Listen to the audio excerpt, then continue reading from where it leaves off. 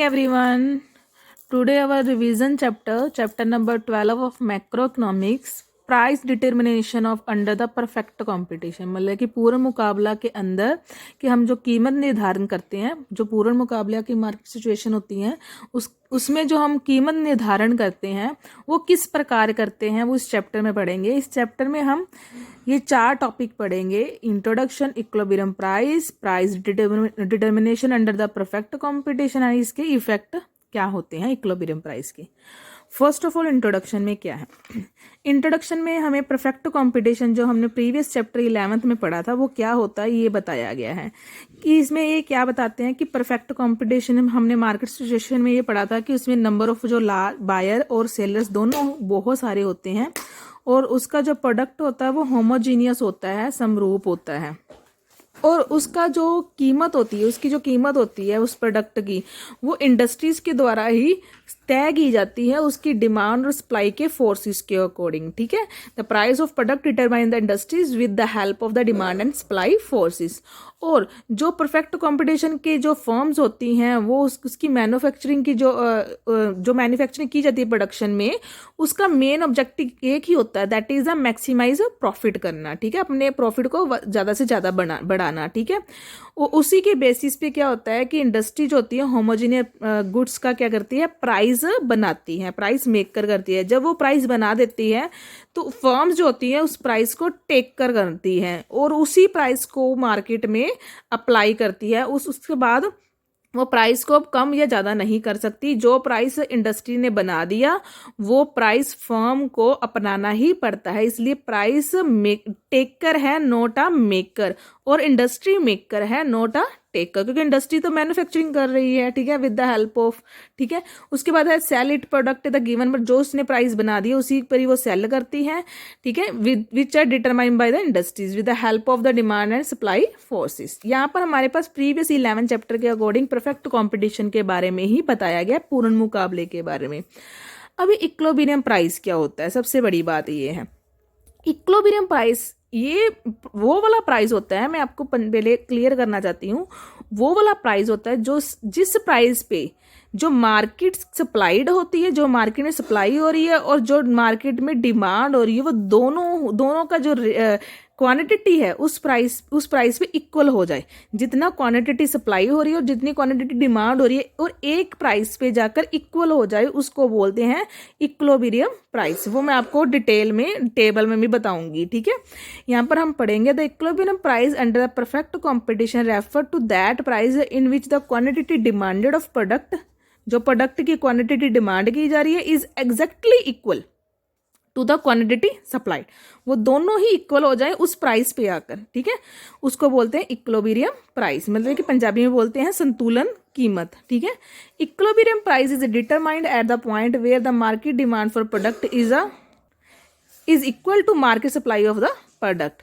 This price is uniform applied in the market. वही price को market में फिर अप्लाई किया जाता है। At equilibrium price both buyer and seller are satisfied because demand equals the supply. और उस प्राइस पे जो बायर और सेलर दोनों ही सेटिस्फाइड हो जाते हैं, बिकॉज वहां पर डिमांड और सप्लाई दोनों क्या होती हैं, इक्वल्स होती हैं। नेक्स्ट हमारे पास टॉपिक है price determination under the perfect competition. ठीक है, तो हमारे पास हमने क्या पढ़ा था, हमने ये पढ़ा कि जो इक्विलिब्रियम प्राइस वो होता है जहाँ पर डिमांड और सप्लाई दोनों फोर्सेस करें और आपस में जाकर इक्वल हो जाए इंटरसेक्शन करने के बाद। यहाँ पर हमें ये बताया गया, हमने एक डिमांड वाला चैप्टर और एक सप्लाई वाला चैप्टर दोनों पढ़े थे। ठीक है, 5th और हमने किया था 10th चैप्टर। ठीक है, उसमें क्या पढ़ा था, हमने पढ़ा था कि ऑन द डिमांड साइड हमने लॉ ऑफ डिमांड पढ़ा, ऑन द सप्लाई साइड हमने लॉ ऑफ सप्लाई स्टडी किया है। ठीक है, हम यहाँ पर कहते हैं कि ये दोनों आपस में जब लॉ ऑफ डिमांड की बात करते हैं तब वो ऑपरेट करता है, जब सप्लाई की बात करते हैं तो लॉ ऑफ सप्लाई ऑपरेट करता है। हमने ये पढ़ा है, हमने क्या पढ़ा है, demand of law of demand में हमने पढ़ा है कि इसका नेगेटिव रिलेशनशिप बिटवीन है, किसका, बिटवीन प्राइस एंड डिमांड का। ठीक है, देखो प्राइस एंड क्वांटिटी डिमांडेड का जो नेगेटिव रिलेशनशिप है, जैसे जैसे प्राइस बढ़ेगा वैसे वैसे डिमांड कम होगी, जैसे जैसे प्राइस कम होगा डिमांड ज्यादा होगी। उसी तरह हमने लॉ ऑफ सप्लाई में क्या पढ़ा था, इसका पॉजिटिव रिलेशन है, किसका, प्राइस और क्वांटिटी सप्लाइड का। ठीक है, तो यहाँ पर हम क्या करेंगे, यहाँ पर अब जहां पर ऐसे लॉ अप्लाई करते करते जहां पर ये जाके इक्वल हो जाए, ठीक है, उस पॉइंट को क्या बोलेंगे, इक्विलिब्रियम प्राइस। और यहाँ पर जो कंज्यूमर और प्रोडक्शन दोनों प्रोड्यूसर होंगे, दोनों को क्या होगा, इक्विलिब्रियम मिलेगा। तो यहाँ पर एक हम टेबल लेते हैं, यहाँ पे देखिए प्राइस 10 रुपये, 20, 30, 40 एंड 50, ये प्राइस है कंटिन्यूसली मार्केट में। ठीक है, जब बात करते हैं लॉ ऑफ डिमांड की, प्राइस के साथ इंटरलेक्ट कर रहा है। ठीक है, प्राइस 10 था, डिमांड हो रही है 100। ठीक है, प्राइस सबसे कम है। जब प्राइस बढ़ गया 20 हो गया, डिमांड गिर गई, law of demand, negative relationship इसका। ठीक है, प्राइस फिर बढ़ गया, इसकी जो डिमांड है 60 हो गई और गिर गई, प्राइस 40 हो गया, डिमांड और गिर गई, इसकी कितनी हो गई, 40 हो गई, और प्राइस 50 हो गया, डिमांड कितनी हो गई, 20। जैसे जैसे प्राइस बढ़ रहा है वैसे वैसे डिमांड इसकी गिर रही है। प्राइस और डिमांड का जो रिलेशनशिप है वो नेगेटिव होता है। अब बात करते हैं सप्लाई की, ये तो हो गया point of view of a consumer, customer के। अब बात करते हैं प्रोड्यूसर की, जो प्रोडक्शन कर रहा है, क्योंकि जो प्रोडक्शन कर रहा है वो प्राइस की बढ़ने की वेट करता है। वो कहता है जब प्राइस बढ़ेगा मार्केट में तभी मैं प्रोडक्शन की सप्लाई करूंगा, एनीवेज नहीं करूंगा। जब देखो प्राइस सबसे कम है तो वो प्रोडक्शन की जो सप्लाई है सबसे कम कर रहा है, 20 कर रहा है। जब प्राइस 20 हो गया तो वो अपनी प्रोडक्शन सप्लाई जो है बढ़ा रहा है, क्वांटिटी उसकी 40 कर रहा है। जब प्राइस 30 हुआ तो उसने सप्लाई फिर 60 कर दी। जब प्राइस 40 हुआ उसने अपनी सप्लाई और बढ़ा दी। जैसे जैसे प्राइस बढ़ रहा है वैसे वैसे उसकी सप्लाई की जो क्वांटिटी है वो भी बढ़ रही है। जब प्राइस 50 हुआ तो उसने सप्लाई कितनी की, तो उसके बाद 100 कर दी। ठीक है, सबसे हाईएस्ट प्राइस 50 है तो उसने पूरी की पूरी क्वांटिटी सप्लाई करनी शुरू कर दी। अब आप जब इस टेबल को देखोगे तो आपको ये पता चलेगा एक जगह पे जाकर डिमांड और सप्लाई दोनों क्या हो रहे हैं, इक्वल हो रही है। और जिस प्राइस पे जाकर वो इक्वल हो रहे हैं, ठीक है, that is called a equilibrium price, संतुलन प्राइस बोलते हैं इसको, कीमत बोलते हैं। ठीक है, अब यहाँ पर हमें 2 पॉइंट और मिल रहे हैं। इस प्राइस के ऊपर 10 और 20 प्राइस के ऊपर डिमांड क्या है, ज्यादा है, और सप्लाई क्या है, कम है। और ये प्राइस जब ज्यादा है 40 और 50, ठीक है, तब हमारी डिमांड कम है और सप्लाई क्या है, ज्यादा है। ठीक है, इसको बोलते हैं एक्सेस डिमांड। ठीक है, एक्सेस डिमांड, और इसको क्या बोलते हैं, एक्सेस सप्लाई। ठीक है, तो इसी तरह हम अपने टेबल को रिप्रेजेंट कर सकते हैं।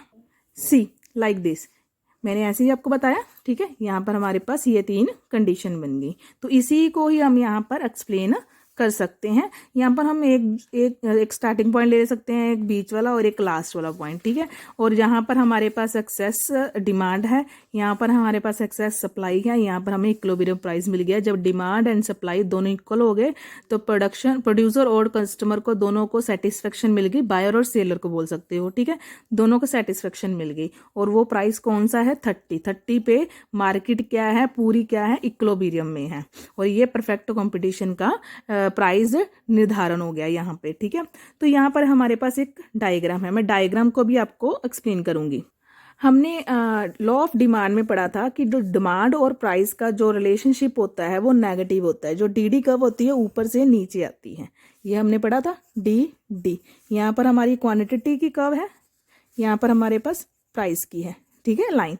तो यहाँ पर जो प्राइस है और ये डी कर्व है, ठीक है, यहाँ पर क्या हो रहा है, नीचे जा रहा है। जब हमने लॉ ऑफ सप्लाई में पढ़ा था, हमने ये पढ़ा था कि जो सप्लाई की कर्व है वो ऊपर जाती है। ठीक है, that is a SS curve. ठीक है, जहां पर ये जाकर इंटरसेक्शन करेगी तो that is point of the D is equal to S. यहां से हमारी डायग्राम प्रॉपर बन जाएगी। इस पॉइंट पे जाकर हमें क्या मिला है, बिल्कुल स्ट्रेट बनानी है आपने, इक्विलिब्रियम प्राइस मिला है। क्या मिला है हमें, इक्विलिब्रियम प्राइस। और यहाँ पर जो हमारी क्वांटिटी सप्लाइड हो रही है वो इतनी हो रही है, that is a quantity supply. यहाँ पर इतनी क्वांटिटी सप्लाई और इक्विलिब्रियम प्राइस मिल रहा है। और उसके ऊपर जो अगर जाएं, यहाँ पर प्राइस, ठीक है, P1, ठीक है, और यहाँ पर एक और प्राइस है P2। ठीक है, तो ये जो कंडीशन है, जो ये वाली कंडीशन है, यहाँ पर सप्लाई ज्यादा है, सप्लाई क्या है, ज्यादा है, और डिमांड क्या है, कम है। ये है एक्सेस सप्लाई की। और जो ये वाली कंडीशन है यहाँ पर डिमांड ज़्यादा है, ठीक है, डिमांड क्या है, ज़्यादा है, that is a excess demand. I hope आपको ये रफ जो मैंने डायग्राम बनाई है, मैंने इसलिए बनाई है ताकि आपको डायग्राम अच्छे से एक्सप्लेन हो जाए कि डी कर्व जो हमारी नीचे जाती है और एस कर्व जो है हमारी ऊपर जाती है, जहां पर ये इंटरसेक्शन करेगी वो पॉइंट यहाँ पर हमारी डी इज इक्वल टू क्या हो जाएगी, एस हो जाएगी, और उस पॉइंट पे हमें इक्विलिब्रियम प्राइस मिल जाएगा। और यहाँ पर जो ये प्राइस है, इस प्राइस पे, इस जगह पे सारे पे क्या है, हमें मिल रहा है एसएस सप्लाई मिल रही है, और इस सारे पॉइंट पे हमें क्या मिल रही है, एसएस डिमांड मिल रही है, और इस पॉइंट पे हमारी मार्केट क्या है, पूरी इक्विलिब्रियम में होगी। देखो यहाँ पर ऐसे ही डायग्राम बनी हुई है, ठीक है। आई होप आपको ये डायग्राम भी समय लग गई होगी, ठीक है। उसके बाद ये देखो, इसी डायग्राम को 3 या 4 लाइन में इसको आपने एक्सप्लेन करना है। जैसे ही हमने बनाई है कि ओ एक्सिस जो है हमारे पास क्वांटिटी की एक्सिस है, ओ वाई जो हमारी प्राइस लाइन है, ठीक है, जहां पर हमें पता है कि डी डी लाइन जो होती है इसका नेगेटिव रिलेशनशिप होता है, ये ऊपर से नीचे जाती है, ठीक है जी, अप से डाउन जाती है लेफ्ट साइड, ठीक है जी। तो ये भी हमारी नीचे से ऊपर जाती है क्योंकि इसका पॉजिटिव रिलेशनशिप होता है। तो इसी तरह आपको ये लाइनें लिखनी है, ठीक है। तो ये सारी लाइनों को लिखने के बाद आपको लिखोगे कि डी इज इक्वल टू जहां पर सप्लाई हो रहा है दैट इज आवर क्या है, हमारा इक्विलिब्रियम पॉइंट है, यहाँ पर हमें ई इक्विलिब्रियम पॉइंट मिल रहा है, ठीक है। तो इसी के साथ हमारा क्या है, ऑपरेशन हो चुका है, डिमांड एंड सप्लाई का ऑपरेट हो चुका है। तो क्लास में मैंने आपको यहाँ तक ही टॉपिक करवाया हुआ है, तो आई होप आपको ये टॉपिक क्लियर हो गया, आपके सिलेबस में यहाँ तक ही था।